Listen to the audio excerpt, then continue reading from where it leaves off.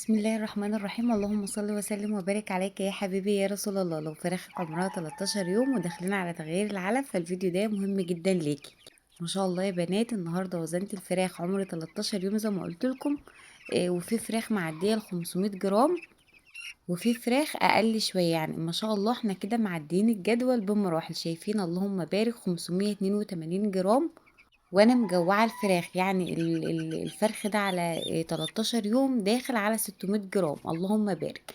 في اصغر فرختين داخلين على 500 جرام، ده 473.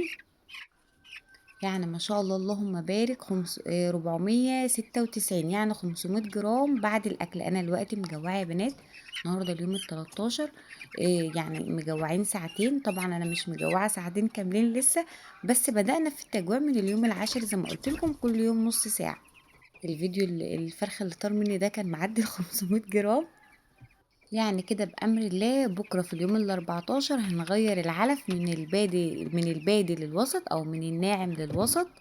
وده انتقال مهم جدا، لأن جسم الفرخ بيبدأ يدخل مرحلة نمو أسرع واحتياجه للعناصر بيتغير.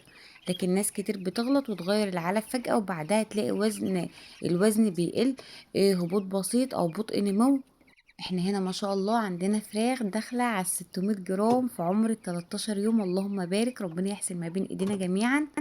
النهارده هقول لكم ازاي نجهز جسم الفرخ لتجهيز العلف. كمان هنعمل مشروب ممتاز جدا جدا يخفف الاجهاد الحراري وتستعمليه في الصيف، وقلت لكم عليه في الفيديوهات قبل كده، وهو الكركديه. الفيديو اساسا انا عاملاه للوصفه ده عشان اقول لكم اهميتها يا بنات. احنا داخلين على موجة حر شديده. الكركديه غني بمضادات اكسده طبيعيه بتساعد الجسم يقلل تأثير الإجهاد الحراري، وبتلطف جسم الفرخ. وقت الحر الشديد الفرخ بيحصل له نهجان، بيبقى فاتح بقه دايما، بيبقى بيقل الأكل، زيادة شرب مية، وبطء نمو. لما تنزلي الكركديه بطريقة معتدلة بيساعد على تهدئة الجسم، تقليل الإجهاد الحراري، تحسين النشاط، بيشجع الفراخ على شرب المية، بيلطف حرارة الجسم. درجات الحرارة العالية بتكون خطر جدا على الفراخ، بتعمل للفراخ إجهاد حراري، بيحصل للفرخ انسداد شهية، يعني بيمتنع عن الأكل، النمو بيضعف، وبيأثر على المناعة طبعا، والأمعاء وكفاءة التحويل الغذائي. يعني الفراخ ما بتديلكيش أوزان. يعني في الصيف لازم نشتغل على التبريد الداخلي والخارجي، ندي للفراخ وصفات تلطف درجة حرارة الجسم بتاعته، ونهتم بالتهوية. درجات الحرارة وصلت ل24، ودي اللي هتستمر معانا لآخر الدورة. أهم حاجة التهوية تكون مظبوطة، وطبعا النظافة باستمرار. ريحة الأمونيا بتأثر على الفراخ، بتبوظ عندهم تنفسي ومعوي. الكركديه لما تستعمليه يكون مخفف، سواء هتغليه أو هتنقعيه. أنا ضايفة عليه كمان عصرة ليمون. عصرة الليمون طبعا كله فيتامين سي.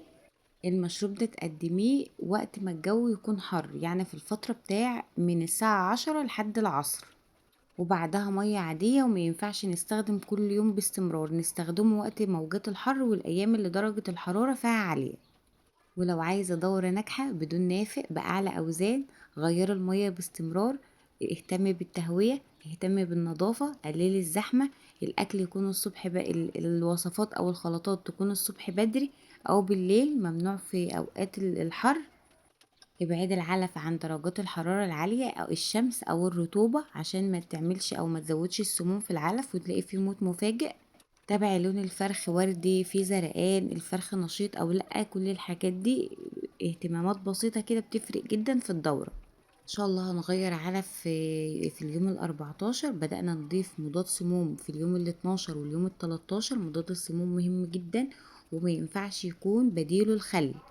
الخل بنضيفه في الأيام العادية سقوة كل 8 ساعات مع عصرة ليمونة في درجات الحرارة العالية. لكن وقت تغيير العلف يفضل مضاد السموم. العلف كل نوع بيختلف عن التاني. العلف بيكون السموم فيه زيادة بسبب سوء تخزين، إيه، انت نفسك مخزنة عندك غلط، زي ما قلت لكم مكان فيه رطوبة، مكان معرض لدرجة حرارة عالية، فكل ده بيعمل سموم في العلف نفسه. فاساسي معانا مضاد السموم يا بنات، هتجيبيه من عند اي صيدلية بيطرية، تقول له عايزة مضاد سموم.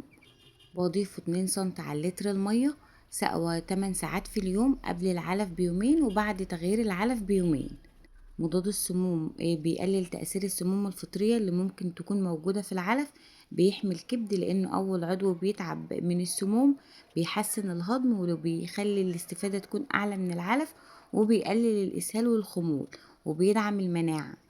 السموم الفطرية حتى لو بكميات قليلة ممكن تعمل موت مفاجئ، وبتضعف المناعة وبتبوظ التحويل، فالفراخ ما بتعملش عندك أوزان مهما بقى تضيف لها أعشاب أو أدوية.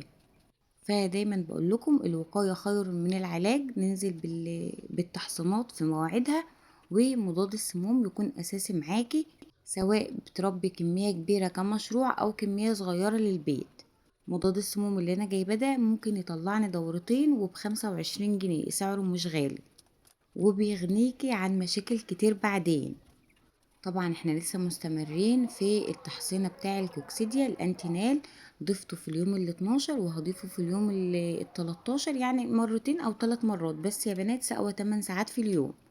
بعد الكركديه هتكون سقوة مية عادية من الحنفية ما فيهاش اي اضافات، وبعد سقوة المية العادية هنزل بسقوة مضاد الكوكسيديا، وكده مش هيبقى معانا غير اخر تحصينة اللي هي في عمر ال20 او ال21 يوم، برضو هياها نفس الانتينال، بس هضيف معاه حاجة كمان زي ما قلت لكم، الكوكسيديا والكورستيريديا اللي هي الاسهالات عامة، مرض سارق الاوزان. فنحافظ على الفراخ بتاعتنا، ودايما نقول الوقاية خير من العلاج، ما نقولش هنطلع الدورة بدون اي علاجات، احنا كده ما بنعالجش، دي تحصينات، انا مش جايبة ادوية كعلاج الحمد لله. فراخ نشيطة مفيش اسهال، الاوزان ما شاء الله اللهم بارك زي الفل. اهم حاجة زي ما بقول لكم كل فيديو، النظافة، التهوية، درجات الحرارة، كل حاجة تهتمي بيها تكون مظبوطة، هتطلع معاكي دورة ناجحة قريبة بأعلى وزن بأمر الله وبدون نافق. هنستعمل الأعشاب، تخلي بالك من الكميات، مش أي فيديو تسمعيه على اليوتيوب تروحي تطبقيه حرفيا، شوفي الكمية اللي عندك قد ايه، وصاحب الفيديو أو اللي بيتكلم بيعمل وصفة لكام فرخ. ناس كتير ما بتنتبهش للموضوع ده، وزيادة الأعشاب زي ما هي مفيدة بتضر جدا أمعاء الفرخ، ومعظم الأعشاب اللي احنا بنضيفها كترها بيعمل إسهالات. ننزل بالخلطات يوم ويوم، كميات بسيطة جدا، ربع معلقة لو انت عندك من 10 فراخ ل20 فرخ، نص معلقة من 20 فرخ ل50 فرخ، معلقة بعد كده، يعني معلقة ل2 كيلو علف بعد ال50 فرخ. قبل ال50 فرخ كل حاجة نص معلقة صغيرة، و10 15 فرخ يبقى ربع معلقة صغيرة. نخلي بالنا من الحاجات دي بالله عليكم، وربنا يحسن ما بين ايدينا جميعا. شكرا لكل حبايبي اللي بيدعموني في التعليقات ووصلوا معايا لنهاية الفيديو. لو عندكم اي سؤال سيبولي في التعليقات وانا بأمر الله هرد عليكم. ويا رب الفيديو يعجبكم وتكونوا استفدتوا منه، اتمنى ما تنسوش اللايك واشتراكوا في القناه، قناتكم قناه توفير ست البيت، وانا اختكم سوزان. كل اللي اشترك في القناه نورتوني جدا جدا، وشكرا جدا لتعليقاتكم الجميله ودعمكم ليا في التعليقات. ربنا يحسن ما بين ايدينا جميعا ويرزق كل مشتاق بما يشتاق. انتظروني في فيديو جديد، مع السلامه.